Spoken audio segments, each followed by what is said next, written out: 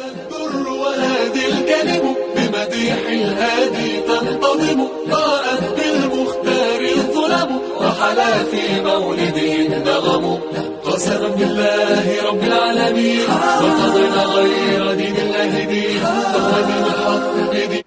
بسم اللہ الرحمن الرحیم.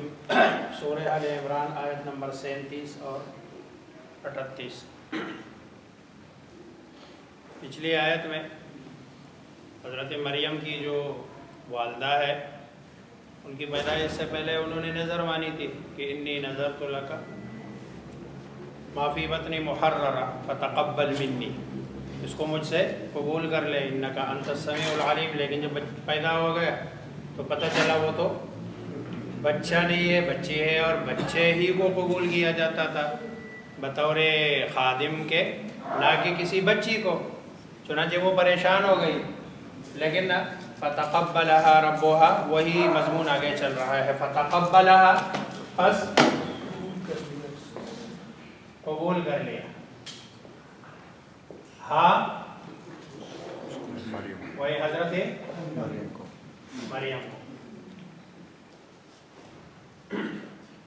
ربها اس کے رب نے، اور یہ ہا ضمیر بھی وہ حضرت مریم کی طرف.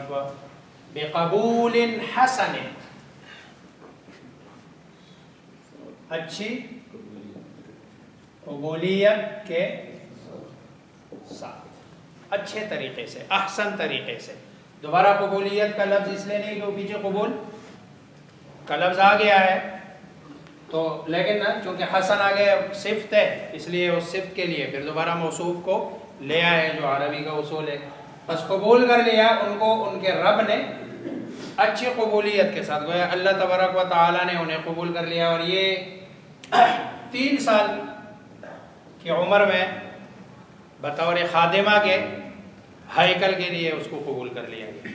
گویا کہ 3 سال کی عمر میں یہ وکفلھا زکریا، آگے پھر حضرت زکریا علیہ السلام کی کفالت میں بھی اللہ تبارک و تعالی نے دے دیا. اور وہ کفالت کا جو واقعہ ہے وہ آگے خود قرآن اس کو ذکر کر رہا ہے کہ اس کی ترتیب اللہ نے کیسے بنائی. تو یہ وکفلھا، دیکھو ادھر بھی یہ بتایا جا رہا ہے کہ ان کی کفالت میں ان کا جانا یہ بھی کس کی طرف سے؟ اللہ کی طرف سے ہے. یہ خود کوئی نہیں ہے بلکہ اللہ تبارک و تعالی یہ نظام بنا رہا ہے کہ ان کی کفالت میں.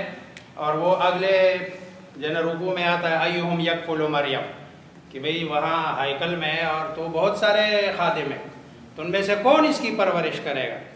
تو یہ اللہ تبارک و تعالی نے پھر انہوں نے وہ قلم ڈالے. خود قرآن اس کو ذکر کر رہا ہے. اس لیے حضرت زکریا کے نام قرآن نکل آیا، اور حضرت زکریا علیہ السلام اس کی کفالت کے ذمہ دار ٹھہرے، اور یہ ان کے رشتہ دار ہے، اور رشتے میں یہ حضرت مریم کے خالو لگتے ہیں. تو اللہ تبارک و تعالی وانبتھا، اور پروان چڑھایا. نبات اصل میں کہتے ہیں اگنا کسی چیز کا. یہ نباتات کو بھی نباتات اس لیے کہتے ہیں کہ نباتات میں اگنے کی صلاحیت ہوتی ہے، اور یہ اگتے ہیں، اوپر کی طرف اٹھتے ہیں، اور ان کا اٹھنا نظر بھی آتا ہے. تو یہاں چونکہ ان کا حضرت مریم کا تذکرہ ہے تو پروان چڑھایا. ہاں وہی پھر حضرت مریم کو نباتاً حسنا، اچھا پروان چڑھانا. گویا کہ اللہ تبارک و تعالی نے، اب یہ دونوں معنی ہو سکتے ہیں اس کے، فزیکلی بھی اللہ تبارک و تعالی نے ان کی جسامت ان کو اچھی عطا کی، اور روحانی طور پر بھی کہ اللہ تبارک و تعالی نے روحانی طور پر بھی ان کو علم سے، اور اللہ تبارک و تعالی کا قرب اس کو حاصل ہوا، تو اس قرب کی وجہ سے اللہ تبارک و تعالی نے اس کو روحانی طور پر پروان چڑھایا. تو جسمانی جو ہے نا پروان بھی ممکن ہے، اور روحانی پروان بھی ممکن ہے. اور روحانی طور پر پروان اس لیے ہے کہ اس زمانے میں جو محراب یعنی مسجد کی صفائی کی ذمہ داری ہے، اور مسجد ہی میں رہائش ہے، تو جس کی مسجد میں رہائش ہو، مسجد کی صفائی کی ذمہ داری ہو، مسجد کی خدمت ہو، تو اور اس کو کیا چاہیے؟ وکفلھا زکریا، اور کفالت میں دے دیا. کس کے؟ اسے، وہ حضرت مریم کو. کس کے؟ حضرت زکریا علیہ السلام کے. یہ دیکھو یہ جو جتنی بھی باتیں ہیں یہ قرآن کہہ رہا ہے، انجیل اس پہ خاموش ہے. یعنی اتنی تفصیل کے ساتھ کسی واقعے کو ذکر کرنا اور حضرت مریم کے ایک ایک عمل کا تذکرہ کرنا، یہ قرآن کا اعجاز ہے اور قرآن اس کی تفصیلات بتا رہا ہے. اب یہ حضرت زکریا علیہ السلام ظاہری بات ہے ایک نبی ہے اور جلیل القدر پیغمبر ہے، لیکن ان کے ہاں صرف اتنا ہے. انجیل جو ان کا ایک ایڈیشن ہے لوقا کے نام سے، اس کے 5 نمبر جو ہے چیپٹر میں ہے کہ حضرت زکریا ایک کاہن اعظم تھے. بس اتنا ہے کہ وہ ایک کاہن اعظم تھے. اب ان کی بس اتنا جملہ ہے. اب دیکھو قرآن کتنے اس کے ساتھ، پھر آگے حضرت زکریا کے دعا کا بھی قرآن تذکرہ کر رہا ہے.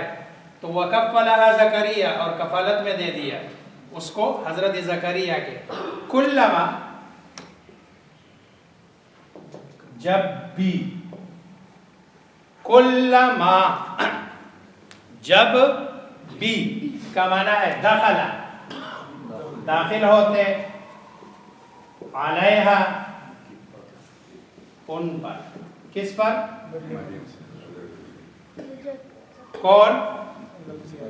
حضرت زکریا علیہ السلام جب ان کے پاس، اور ان کا آنا جانا ہوتا تھا. ظاہری بات ہے وہ چیف بھی تھے پورے جو وہ ان کا محراب تھا اور ہیکل کا، اور ہیکل کے چیف ہونے کی وجہ سے ان کی ذمہ داری. دوسری یہ ہے کہ بچی بھی جو اندر ہے وہ ان کی رشتہ دار ہے، اور تیسری یہ کہ ان کی قسم ہے کفالت میں. تو ان کے کمرے میں وہ جو چھوٹی چھوٹی جگہ بنی ہوئی تھی اس میں ان کا آنا جانا رہتا تھا. تو یہ آتے جاتے تھے. لیکن جب بھی داخل ہوئے ان پر ہوتے حضرت زکریا المحراب. محراب ہر اس جگہ کو کہتے ہیں کہ جس میں بندہ الگ تلگ رہ کر عبادت کرتا ہو.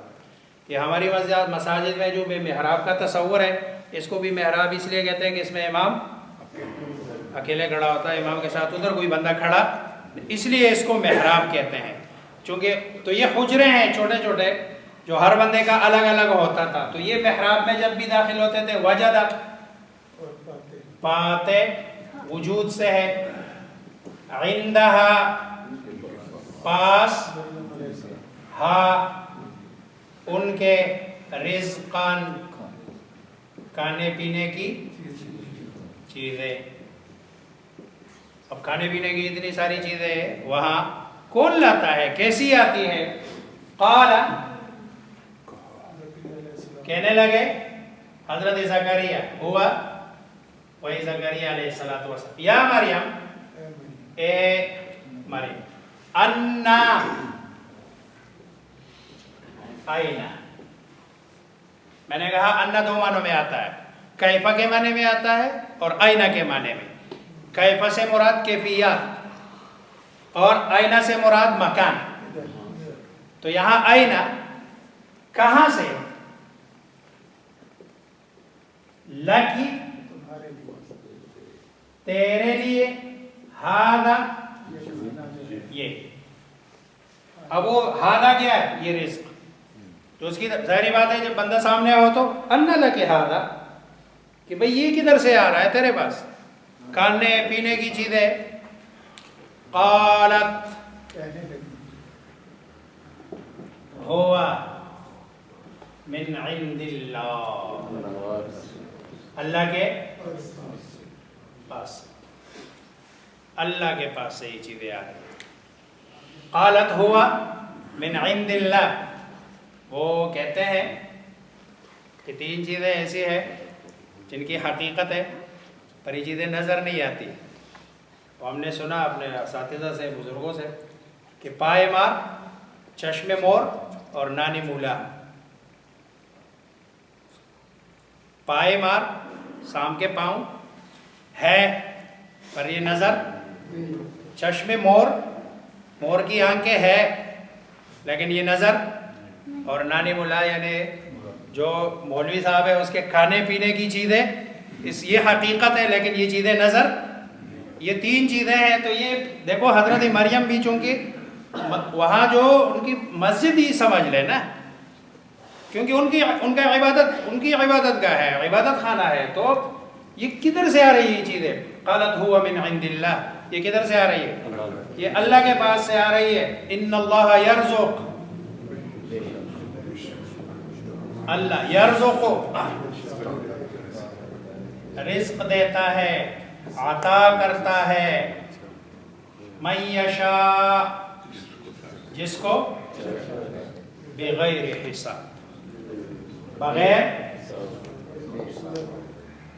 حساب کے۔ پھر اللہ بے حساب دیتے ہیں، اللہ حساب نہیں کرتے ہیں۔ حضرت زکریا علیہ السلام، اب اس سے پتہ چل رہا ہے کہ یہ جو رزق ہے نا، یہ سارا گویا کہ کسی خدائی نظام کے تحت آ رہا ہے، موسم نہیں ہے پھل کا لیکن آ رہا ہے۔ اس لیے حضرت زکریا علیہ السلام آگے دعا مانگ رہے ہیں کہ ان کی بیوی، خود اپنی عمر زیادہ، بیوی کی عمر بھی زیادہ، اور بیوی بھی وہ کہ جس کے بارے میں یہ ثابت ہو چکا ہے کہ وہ بانجھ ہے، بچے پیدا کرنے کی ان میں صلاحیت نہیں ہے۔ انہوں نے کہا کہ جب حضرت مریم کو اللہ تبارک و تعالی بغیر موسم کے پھل دے رہے ہیں، اس کا مطلب یہ ہے کہ اللہ مجھے بھی اولاد دے سکتے ہیں۔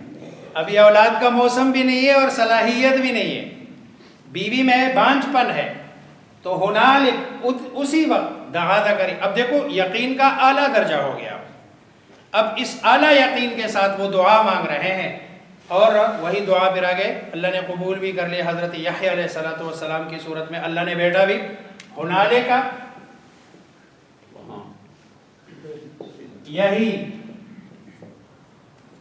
ادھر ہی دعا، پکارے، دعا کی زکریا نے ربہ، اپنے رب سے، اپنے پالنے والے سے، قال، کہا، ربی،